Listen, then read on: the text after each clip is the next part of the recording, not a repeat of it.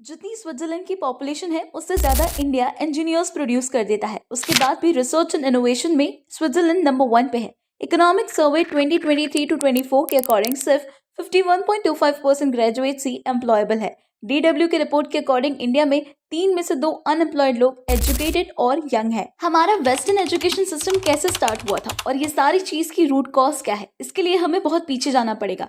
India में पहले 2 institute थे।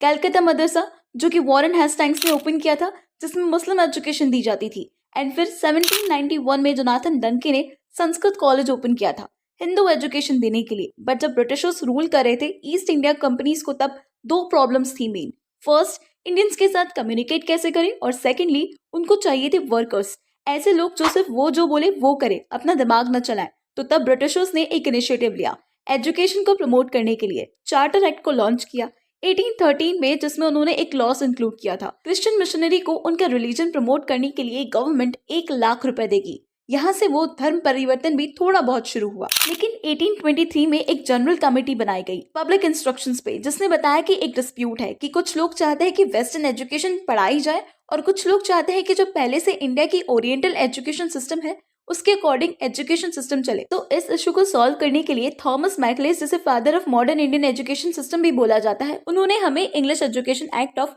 1835 दिया, जिसके अकॉर्डिंग इंडियन एजुकेशन अनसाइंटिफिक और अनहोली है। प्लस इनफिल्ट्रेशन थ्योरी फॉलो करने के लिए बोला, मतलब कि सबसे पहले एजुकेशन जो है वो अपर क्लास को दी जाएगी और फिर उसके बाद लोअर क्लास को।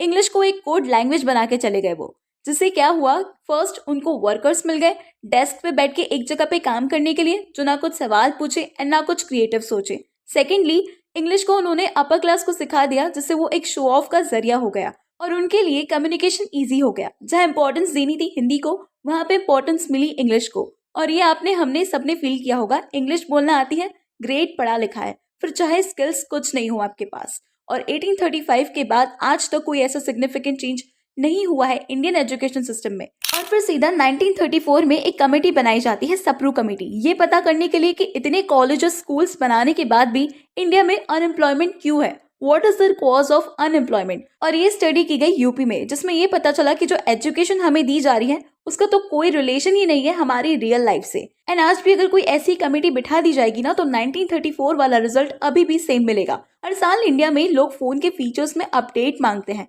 लेकिन हमारा एजुकेशन सिस्टम बस कुछ छोटे मोटे चेंजेस के साथ अभी भी वैसा ही चल रहा है।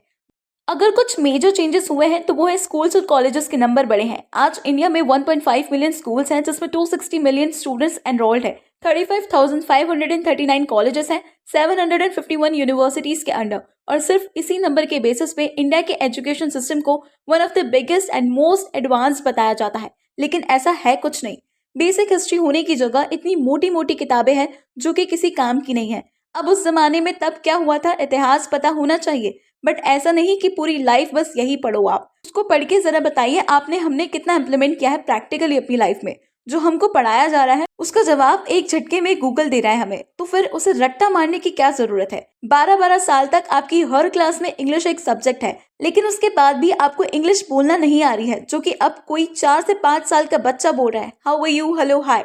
क्यों? क्योंकि उसका एनवायरमेंट है वैसा। अल्फा बीटा एल्जेब्रिक एक्सप्रेशंस ये सब रियल लाइफ में कहाँ इंप्लीमेंट होंगे, नहीं पता। ना आपके प्रिंसिपल को पता है, ना आपके टीचर्स को, और ना हमें खुद को पता है कि ये इम्प्लीमेंट कहाँ होंगे। लेकिन बाय चांस अगर आपको ये फॉर्मूला स्कूल में याद नहीं होते, आप अच्छे नहीं हो मैथ्स में, तो आपका मजाक जरूर बनाया जाता है, as if you are good for nothing. ये सोचे बिना कि क्या पता वो मैथ्स में अच्छा नहीं हो, बट वो एक क्रिएटिव बच्चा हो, वो किसी और चीज में अच्छा हो सकता है। क्लास में 60 बच्चे हैं और हर किसी को बस एक ही चीज सिखाई जाती है, बिना उसकी कैपेबिलिटीज देखे, बिना उसका कैलिबर जाने, और फिर मार्क्स नहीं आने पे उसको डिमोटिवेट कर देंगे तो कुछ कर ही नहीं सकता। जबकि द्रोणाचार्य ने भी पांडवों को उनकी कैपेबिलिटी और उनकी स्किल्स के हिसाब से चीजें सिखाई है। और हमारे एजुकेशन सिस्टम में तो ज्यादा ऑप्शंस भी नहीं है, बस साइंस, कॉमर्स, आर्ट्स। साइंस वाला पढ़ाकू अच्छा डॉक्टर बनने का दावेदार, कॉमर्स वाला फिर सीए, या अगर वो भी नहीं तो पापा का गला तो संभाल ही लेगा। और सबसे निकम्मा तो आर्ट्स वाले को समझा जाता है, क्योंकि हर माँ बाप को इंजीनियर, डॉक्टर ही बनाना है। कॉलेज वाले कुछ एक्स्ट्रा कोर्सेज भी ला दे तो उन्हें अपने बच्चे को डालना ही नहीं है उस कोर्स में।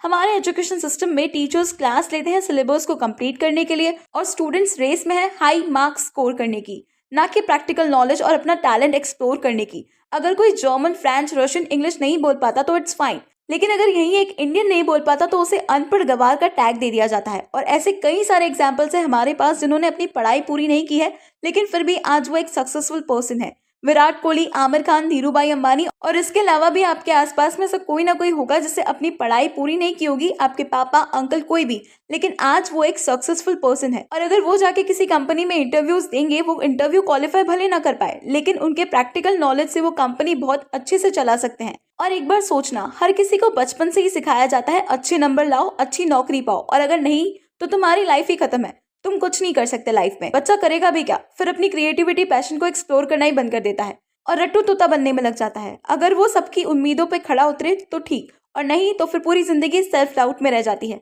लोग अपनी 25% लाइफ इस एजुकेशन सिस्टम में लगा देते हैं। लाइफ के मेजर ईयर्स अपनी जवानी इस एजुकेशन सिस्टम को दे देते हैं, लेकिन ये एजुकेशन सिस्टम आपको एक अच्छी जॉब भी नहीं दे पाता है।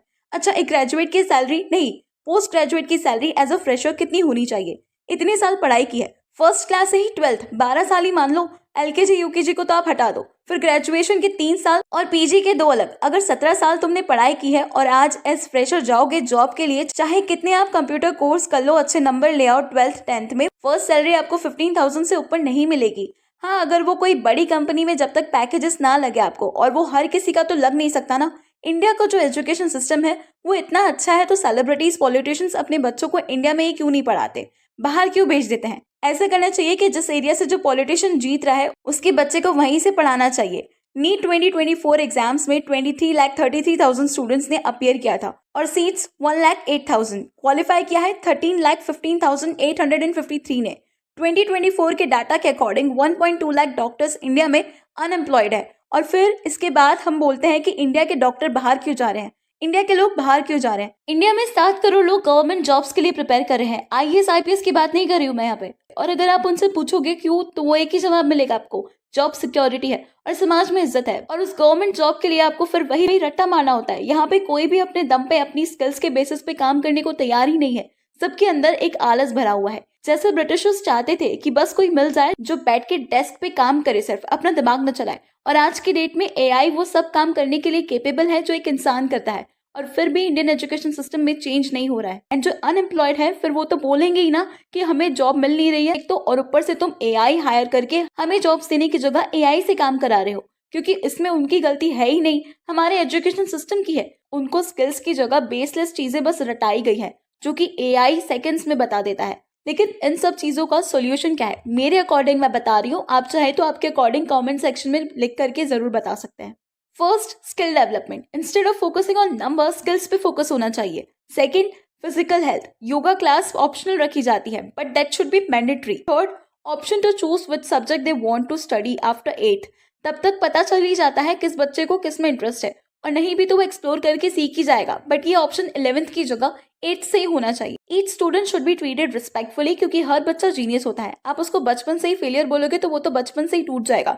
इमोशनल सपोर्ट देना चाहिए। That's all for today. What's your thought on this? Please let me know your thoughts on this in the comment section. अगर वीडियो अच्छी लगी तो please like, share and subscribe जरूर करें।